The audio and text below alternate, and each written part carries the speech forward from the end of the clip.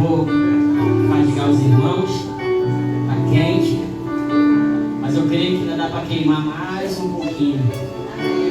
Amém? Glória a Deus. Há uma graça de Deus nesse lugar.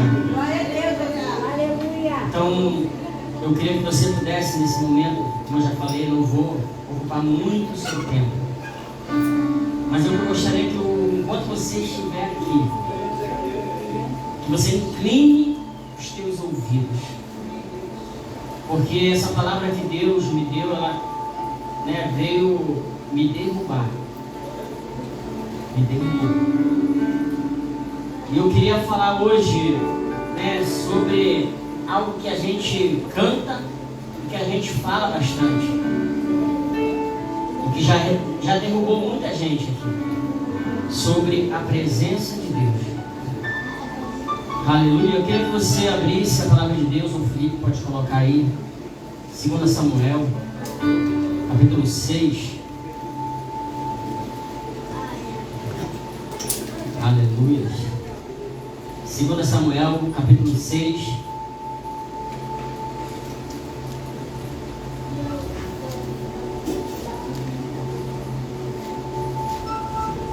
do versículo 1 em diante.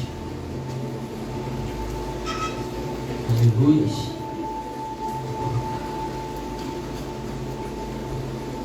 Glória a Deus. Eu gostaria que você pudesse ler junto comigo. Eu sou meio ruim de leitura sem óculos, principalmente, mas se você vir junto comigo, não vai nem parecer que eu errei. Glória a Deus. Amém? Amém. Glória a Deus. 2 Samuel, capítulo 6, verso 1 em diante, diz assim: toda a igreja junto comigo.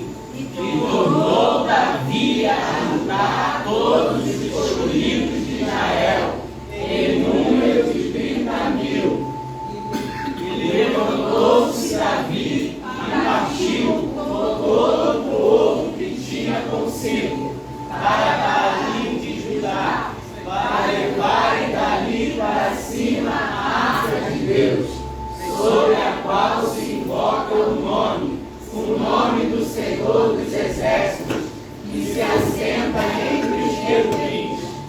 E puseram a arca de Deus em um carro novo e a levaram à casa de Abinadab, que está em Gibeá, e Uzá e Aiô, filhos de Abinadab, guiavam o carro novo.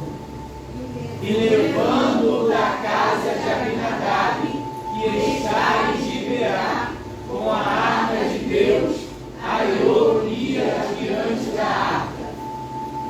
E Davi e toda a casa de Israel festejavam perante o Senhor, com toda a sorte de instrumentos de pau de faia, como também com harpas e com saltérios, e com tamborins, e com bandeiros, e com símbolos.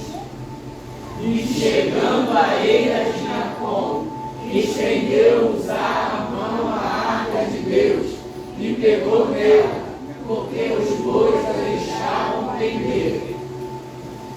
Então a ira do Senhor se acendeu contra Uzá, e Deus o feriu ali por esta imprudência, e morreu ali junto à arca de Deus. E Davi se conquistou, e o Senhor ali na altura em Uzá, e chamou aquele lugar Perez Uzá até o dia de hoje. Amém? Amém. Glória a Deus. Arrumei uma estratégia, fica mais fácil. Glória a Deus. Queridos, essa palavra, ela me derrubou verdadeiramente.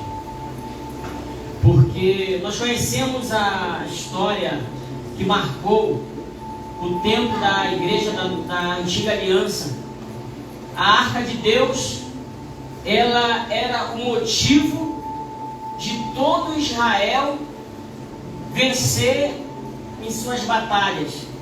Ela é motivo de Deus se manifestar no meio do seu povo, e com isso os inimigos temiam quando Israel estava posicionado, porque eles sabiam que todas as vezes que iam a batalha com Israel, eles já iam temendo porque os rumores que antecediam Israel falavam da grandeza do nosso Deus. Sabe? E naqueles tempos, o povo ele caminhava e havia uma ordem, havia uma determinação de Deus. Quando foi construída a arca, Deus determinou, conforme a sua vontade, como a arca dele deveria ser carregada em meio ao arraial, em meio ao povo, aonde ela ficar, da forma como deveria ser tratada a arca de Deus. E nos tempos do sacerdote Eli, a palavra de Deus vai falar que nesse tempo havia paz em Israel. Não se ouvia falar em guerra. Mas, porém, se levantou os filisteus para ir ao encontro de Israel. E a palavra de Deus diz que nesse tempo, os filhos de Eli, eles foram chamados por Deus como filhos de Belial. Porque os responsáveis para tratar a arca da presença de Deus, a arca da aliança, eles estavam fazendo de qualquer maneira, como se ali não houvesse uma presença que deveria ser tratada com honra. E a palavra de Deus diz que eles faziam tudo aquilo que era mal perante o Senhor. Então, quando os sentinelas avistaram que os filisteus estavam rodeando o arraial e que estava vindo em direção a eles, a Bíblia diz que então o sentinela avisou que estava vindo os filisteus contra Israel. E então perguntaram: quantos vêm? Quantos soldados vêm na direção nossa? E alguém respondeu e disse: olha, acredito que 10 mil soldados estão vindo na nossa direção.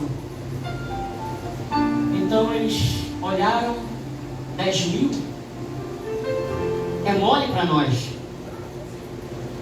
Junta 30 mil homens e vamos, que vai ser moleza para nós. E eles juntaram 30 mil homens. Foram como de costume ao arraial. E quando eles chegaram ali, também a arca chegou. Eles colocaram no centro a arca da aliança. E quando a arca chegou no arraial, Israel fez uma grande festa, barulho. Os filisteus, quando ouviram os rumores da alegria dos soldados pela arca que estava ali no arraial, os filisteus disseram um para o outro: o Deus de Israel desceu no arraial. Em outras palavras, ai de nós. E quando eu comecei a ler essa passagem, foi onde começou a me derrubar. Porque eu comecei a ler, meditar, e comecei a ver a igreja da nova aliança passando pelas mesma situação, praticando o mesmo culto que eles estavam praticando naquela época. E eu fico me perguntando: será que a gente muitas vezes não estamos fazendo apenas barulho nesse lugar? Se eu fosse dar um tema para essa ministração hoje, seria a presença de Deus na minha casa. Sabe, a presença de Deus na minha casa. Eu digo na minha casa porque eu represento a minha família. Só que a triste notícia é porque havia lá nos portais da cidade 3 trombetas. Uma era tocada quando ia haver uma grande festa em Israel. A segunda, quando eles voltavam de guerra e que tinham sido vitoriosos, tocavam a segunda trombeta. Mas a terceira trombeta, quando era tocada, era tristeza, porque havia um sinal de que Israel tinha perdido. E nesse dia, quando todo mundo esperava que haveria festa, que haveria celebração, eles tocam a trombeta da tristeza.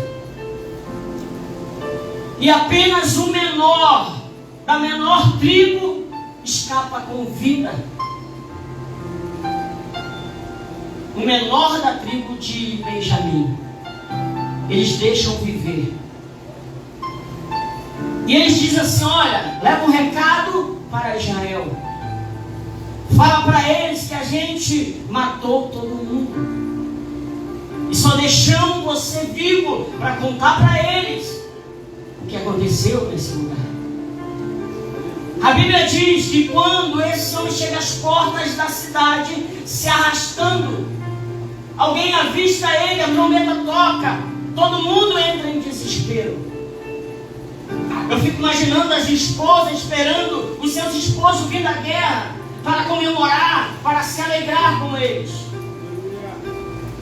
E quando de repente abre os portais e aquele homem entra relatando o que tinha acontecido. E quando Elias recebe a notícia, a Bíblia diz que ele cai, quebra o pescoço. E esse homem mensageiro vai até a mulher de um dos filhos dele e relata que o seu esposo também morreu. A Bíblia diz que a mulher, ela entra logo em parto, em estado de parto, para ter a criança. A dor, a notícia foi tão grande que ela agora recebe a notícia e entra em estado de parto. E então, quando ela está tendo aquela criança, desesperada, chorando, aí de repente a parteira pega a criança e diz: não chora, não te preocupas, porque nasceu o menino. Dá um nome para ele. E ela diz: não tem motivo para me dar um outro nome senão o de Icabor. Foi-se a glória de Israel. Aquela mulher, ela não chorou pela morte do seu marido, porque ela sabia muito bem qual era a conduta dele naquele lugar. Mas ela chorou quando a arca foi levada pelos filisteus. Ela disse: foi-se a glória de Israel. Ela estava dizendo: e agora? Nós só estamos de pé porque a arca da aliança, a presença estava conosco. Ela reconhecia que sem a presença de Deus, ninguém pode ficar de pé. E quando eu comecei a ler, meditar nessa passagem, eu fico me perguntando: quantos de nós têm perdido a guerra? Porque hoje a presença de Deus, ela não é carregada em uma arca. Hoje a presença de Deus é carregada por mim e por você. O Espírito Santo é a representação da presença de Deus. Aleluia! Mas Deus escolhe se manifestar em alguns cultos. E eu comecei a me perguntar: será que o Senhor está nesse culto? Porque não é em todo lugar que Ele manifesta a sua presença. Sabe, quando Deus, aí caiu a ficha, quando Deus olha para Adão e fala: Adão, quando você comer dessa árvore do discernimento do bem e do mal, tu vai morrer. E quando a gente vê a história e vê que ele comeu e não morreu, sabe?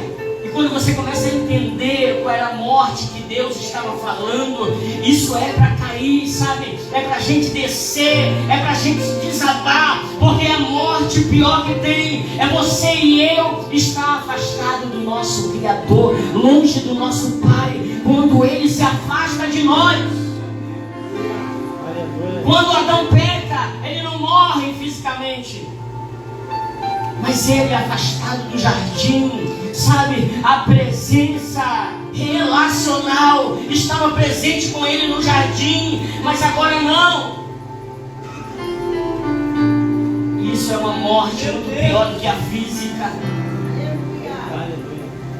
Isso é muito pior, sabe por quê? Às vezes você está orando, você está louvando, está adorando, e às vezes você faz aquela pergunta para você mesmo: aonde o Senhor está?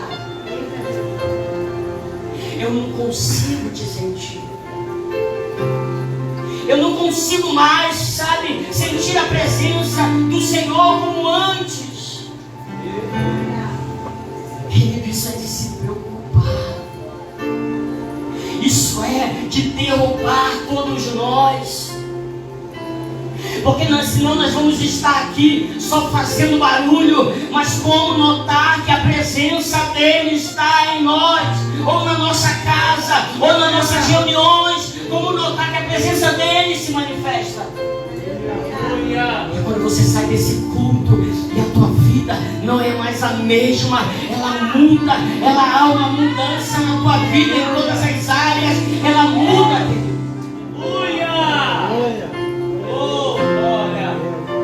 A arca é levada para o território dos filisteus. A Bíblia diz que é colocada no templo de Dagon. E quando a arca é colocada ali dentro, você vê o relato de que quando eles acordam pela manhã, a estátua do Deus, que é metade homem, metade peixe, está prostrada diante do Deus de Israel, da presença de Deus.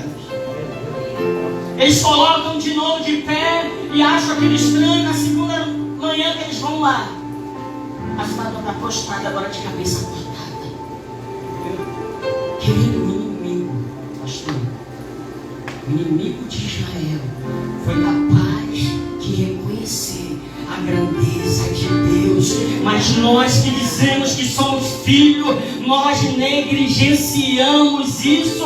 O inimigo diz: ei, nós precisamos devolver, porque o Deus de Israel está pesando a mão sobre nós. Eita! Nós precisamos devolver.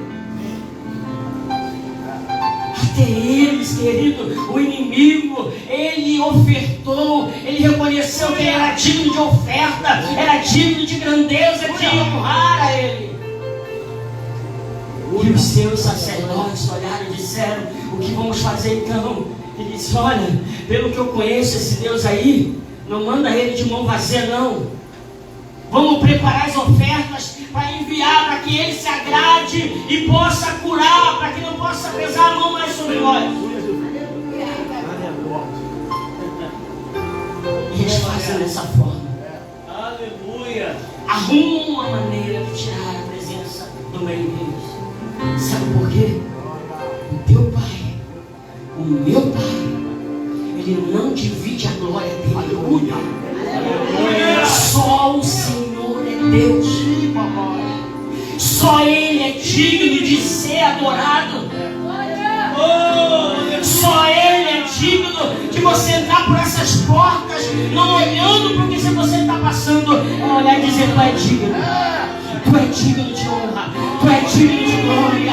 Tu é digno de honra. Tu é digno de glória. Este é o teu Pai.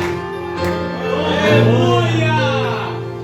A palavra de Deus diz que eles conseguem então tirar a arca da terra. E a história que nós lemos vai dizer que a arca foi para o território, foi para a casa de Abinadab. E este homem passou 20 anos com a presença de Deus.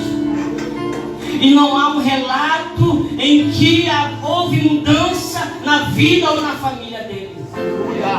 Houve lamento em Israel. E quando Davi então resolve pegar a arca, porque ele vai reinar, ele sabe que não dá para reinar sem a presença de Deus. Não dá para governar sem a presença de Deus. Não dá para você fazer qualquer coisa sem a presença de Deus. Não tem como, querido. Meu Deus. Então ele vai E a história relata que quando eles pegam a arca, eles preparam um carro novo, bois, e colocam a presença de Deus em cima. Mas a primeira coisa que eu observo, sabe, é uma afronta, o que Abinadab já fazia, carregar a presença de Deus de qualquer maneira, em cima de bois, que já era uma afronta para o povo de Israel, para os judeus. E já era uma desobediência, porque Deus determinou que seria carregada pelos levitas. A tribo de Levi eram únicos que foram comissionados a carregar a presença de Deus. Por isso que não adianta nem Naphtali, nem Judá, nenhuma outra tribo poderia tocar na arca. Somente aqueles que foram comissionados a fazer isso. Então Abinadab nomeia os seus 2 filhos para tomar conta da presença de Deus. E quando Davi chega naquele lugar, ele sai dali crendo que estava cultuando e que Deus estava presente naquele lugar. Olha, esse não se parece com algum de nossos cultos. Cultuando com toda sorte de instrumento, louvores. Presta atenção se não se parece com alguns cultos nossos. E às vezes nós estamos crendo que Ele está na casa e que a sua presença tem sido real no nosso meio. E de repente Ele está olhando para alguns de nós. Está tratando alguns como filho de Belial. Porque tem crente na igreja que se tornaram como ímpios, anátema. Esses são considerados como filho de Belial. Imagina como o nosso Pai contempla os nossos cultos. E a Bíblia diz que quando eles vão cultuando, festejando, o boi tropeça. E quando a arca vai virando, o Uzá toca e é ferido por Deus e morre naquele lugar. E o que me chama a atenção é porque nesse momento Davi, ansioso para governar, porque conhecia a história de quem andava com a arca, quem governava com ela, conhecia a história de quem liderava com ela, com a presença. E naquele momento ele é tomado de medo, pavor. E ele interrompe o processo. E ele diz: não vou levar comigo a arca. Arrumem um lugar para que a gente possa deixar a arca. E eles olham para um lado, olham para o outro e não avistam cidades. Olham mais à frente e vê de repente uma casinha de um camponês, um povoadozinho. Eles olham e vão até aquele lugar mais próximo. E quando eles chegam ali, eles batem na porta. Não sei se você consegue conjecturar o modelo da casa a qual eles estavam batendo. Quando eles batem na porta, de repente abre um senhor ou um jovem chamado Obed-Edom. Família humilde, pobre. E eles perguntam não. Eles dizem assim: olha, o rei mandou deixar a arca ali. E aquele homem abre a porta e diz: o quê? A arca, a presença de Deus. Entra, pode fazer. Queridos, 20 anos passou a arca de Deus na casa de Abinadab. Não houve relato de mudança ou de milagres. Mas quando ele chega na casa desse homem humilde, Abre a porta para a presença de Deus. 3 meses foi suficiente para Deus tocar em todas as áreas da vida daquele homem, daquele pai de família. A história relata que a família dele foi tocada, no campo foi tocado, em todas as áreas ele foi tocado. A presença dele ali naquele lugar foi diferenciada, o tratamento foi diferente. Obed-Edom, o nome Obed quer dizer servo, servo de Edom.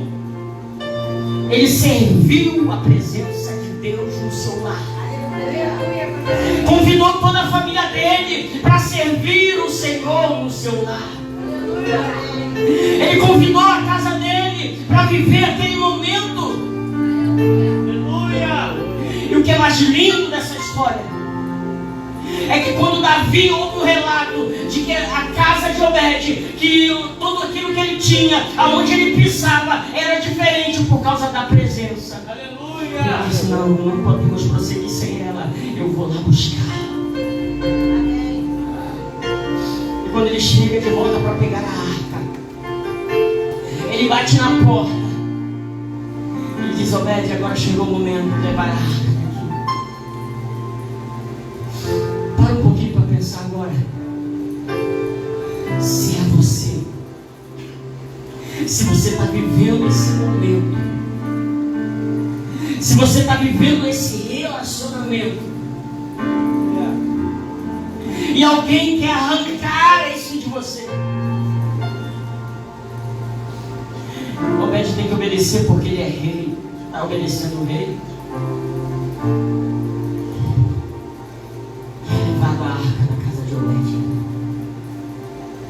Para você que é sacerdote da tua casa, para você que é sacerdote da tua casa, Deus não vai requerer os dons da tua vida. Ele não vai requerer aquilo que Ele faz através de você. Ele vai requerer aquilo que Ele faz em você. Aleluia! Aleluia! E quando Obed é tirado a presença de Deus da sua casa, algumas pessoas dizem que ele reuniu a família e disse: mulher, filhos, nós vamos nos mudar. Por quê, pai? Porque a arca vai para Jerusalém. Eu não me afasto dela, vou morar para lá. Nós vamos mudar para aquele lugar. Sabe, querido, quantas vezes a gente está, sabe, morrendo em algumas áreas, pessoas da nossa família estão morrendo. E a gente fica procurando uma desculpa para achar uma culpa em Deus do nosso fracasso. A gente procura de todas as formas um porquê de tantas coisas está acontecendo. Uma delas é andar como Asaf andou, tendo inveja e olhando o culto dos outros, o que o outro está fazendo com a presença. Enquanto você e eu nos preocupar com o culto que o nosso irmão está fazendo, com a presença de Deus ali, eu posso estar deixando de honrar a presença na minha vida, na vida dos meus. Sabe, Abinadab tratou a presença de Deus como obrigação. Eu vou porque eu faço parte. Eu vou fazer porque se eu não fizer, o pastor ou o conselho é isso e aquilo. Eu só vou fazer porque... Mas Obed-Edom não, a casa toda dele prosperou. O sinal de que a presença está sendo honrada na nossa vida é que nós possamos até passar pelo vale da sombra da morte, possamos passar até um perrengue, mas não morreremos no deserto. Deus, Ele vai prosperar a nossa vida. Nós vamos prosperar em Deus. Aleluia! você não está fazendo de barganha ou por obrigação. Você está fazendo por prazer. Você vem cultuar por prazer. Você faz o que Deus colocou na tua mão, porque isso não é um peso para você, porque isso te traz alegria, porque quando traz um peso não é de Deus, é de você mesmo. Porque aquilo que Deus coloca nas tuas mãos para fazer não te causa dor, não te causa peso. Por mais que esteja difícil, é que nem um pai ou uma mãe que trabalha fora, volta para casa e tem os seus filhos para o receber. É o nosso porto seguro. É o que nos faz acordar de manhã e prosseguir e retornar para nossas casas. Isso deveria ser o nosso conceito de vida relacionado à presença de Deus. Eu venho porque sem ela eu não saio daqui, eu não avanço, eu não sou nada, eu não prospero, eu não avanço sem a presença de Deus. Eu e você somos como sepulcros caiados, queridos. Meu Deus! É só falácia. Sem a presença de Deus, tudo que nós falamos não tem peso. E nós precisamos tratar em primeiro lugar daquilo que você carrega. Sabe, não é egoísmo não você atentar para o teu culto, na tua casa, na tua família. Não é egoísmo. Mas quando você faz isso, acontece como todo o povoado, todo Israel, toda Jerusalém ouviu o relato do que aconteceu na casa daquele homem quando a presença estava lá. Alguém vai olhar, sabe, vai dizer, sabe o que está acontecendo na casa da profeta Alessandra? Aleluia! Seus filhos estão vindo para Jesus. Olha o seu esposo como está crescendo. Olha os seus familiares se voltando. Ei, alguma coisa está acontecendo lá. O que é? E a Alessandra vem para cá toda quebrada e dá aquele salto que só você e eu ver nesse lugar.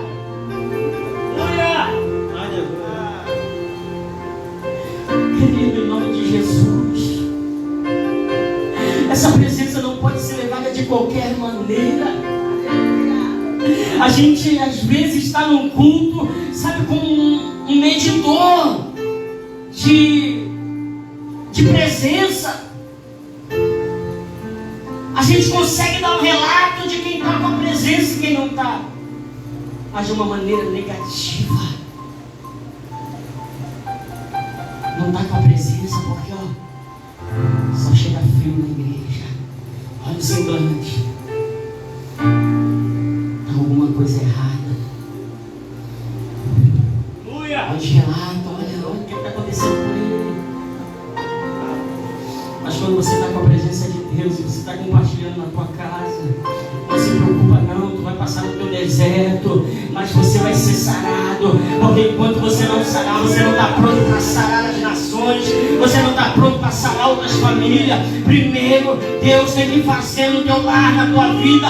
Por isso você é o sacerdote da tua casa, por isso Ele precisa de você, por isso Ele conta com você e comigo. A presença dele é como nós tratamos ela. Então ele decide em alguns lugares que ele gosta e é apaixonado por se manifestar. E quando isso acontece, não acontece só barulho. Alguém é impactado. Há relato pós-culto da presença dele no nosso meio. Há relato, há mudança em nossas vidas. E eu oro e profetizo para que a nossa mentalidade mude, porque agora, querido, se a gente olha para Israel, que negligenciou com a arca da aliança, se a gente olha para os levitas, que negligenciaram com a presença da arca naquele lugar, é de olhar para eles olharam para os filhos de Eli, Ofni e Finéias, e chamou eles de filhos de Belial. O que Deus está olhando e pensando de mim quando eu negligencio a presença dele? Como eu ando em lugares que o Espírito que está em mim não se agrada. E como fazer isso, irmãos? Como você em Cristo Jesus não manifestar a presença ou ela se afastar de você? Existe uma maneira de você apagar o que está em você, de você apagar o Espírito. Sabe, quando isso acontece, você realmente não vai ter ânimo para ler Bíblia, não vai ter ânimo para orar, não vai ter ânimo para chegar aqui, pular, saltar, se alegrar, porque somente Ele nos leva a reconhecer a Deus. Somente Ele nos leva a adorar a Deus. Somente Ele que faz com que nós possamos reconhecer a presença dEle. E Deus quer se manifestar no seu Espírito para tocar em nós. E nós precisamos entender isso. Juízes capítulo 6, a Bíblia diz: Israel voltou a fazer o que era mal aos olhos do Senhor. Por esse motivo, o Senhor vos entregou por 7 anos na mão dos midianitas. Essa palavra vos entregou, sabe o que quer dizer? E o Senhor se afastou. Quando Ele se afasta, quando a presença se afasta de nós, qual a presença que você acha que vai se encostar em nós?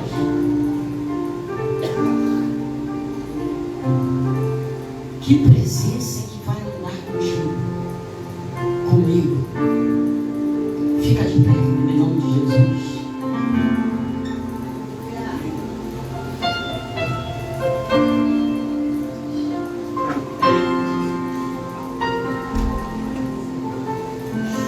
Eu queria que você que foi tocado com essa palavra, eu queria que você desse um passo à frente desse aqui. Sabe, eu queria que você memorizasse a história da arca na casa de Obed-Edom. Eu queria que você começasse, sabe, a conjecturar essa presença sendo honrada na tua casa. O que pode acontecer no meio dos teus, no trabalho, sabe, nos teus projetos. Imagina o que pode Deus fazer quando você honra a presença dEle. Aleluia. Enquanto o ministério vai estar louvando, você pode vir até aqui à frente. Eu creio que esta noite, com essa palavra, querida, vai ser diferente os teus cultos, vai ser diferente o teu dia a dia, vai ser diferente as tuas reuniões, vai ser diferente o teu tratamento com o esposo, com os filhos, vai ser diferente. Buscar as riquezas insondáveis do amor e Pai, enxergá-lo na história até chegar